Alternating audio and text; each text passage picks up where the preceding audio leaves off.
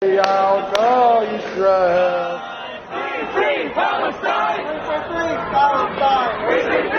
campuses across the nation turning into places of protest as the Israel-Hamas wars in Gaza continue.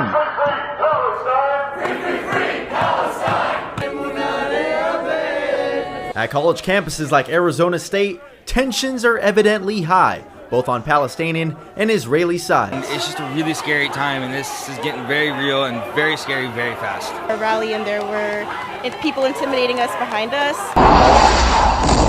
The conflict that started on October 7th when Palestinian-based group Hamas launched an attack on Israel, the death toll climbing day by day as civilians and troops on both sides fight for what they believe. And it's also very personal because I have cousins that are on the front lines right now fighting in Gaza.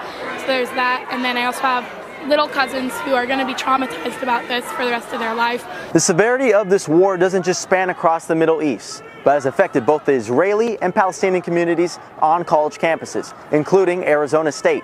A war spanning generations, continuing to divide as each side believes they are in the right. Palestine, we see all the oppression that happens.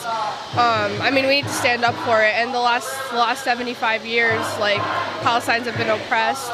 And all of a sudden now it feels like everything is just blowing up and people are starting to notice finally. Handing out sweets and candy celebration. It wasn't a military celebration that they got new land. It was that they killed Jews. Boggles the mind. I am not going to try to make sense of the senseless, because what happened on Saturday and Shabbat in Israel, to me it's not a military conflict at that point.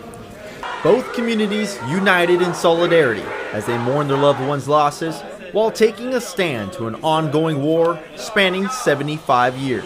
You know, in the Holocaust, we always say never again, but I was talking to my uncle and he's like, it's literally, unfortunately, happening again. It's not even like an issue of anti-Semitism, which is what a lot of news outlets try to paint it as. It's not anything about religion. It's not a religion of war at all. It's more of like a human rights issue. My grandfather had to flee the war and everything. I know the history of it. I know the complexity of it. I know that if we don't stand up for what we believe in, if we don't stand up for our country, we're just going to be repeating history all over again, which is what we're trying to prevent. Local government officials in Tempe have taken notice and have offered support to communities affected by this ongoing war. There are a lot of students that come here from other states and also internationally. Many times you do really lean on people because you need support systems, because you're not close to home, you're not near your parents, you're not near siblings. And so that support of the university, that support of the city of Tempe is critically important to make sure that you can work through very, very difficult times and especially very trying times that we're living through right now. And as the war continues, so do these student protests. Both sides affected, advocating to bring awareness to a war that is taking the lives of many.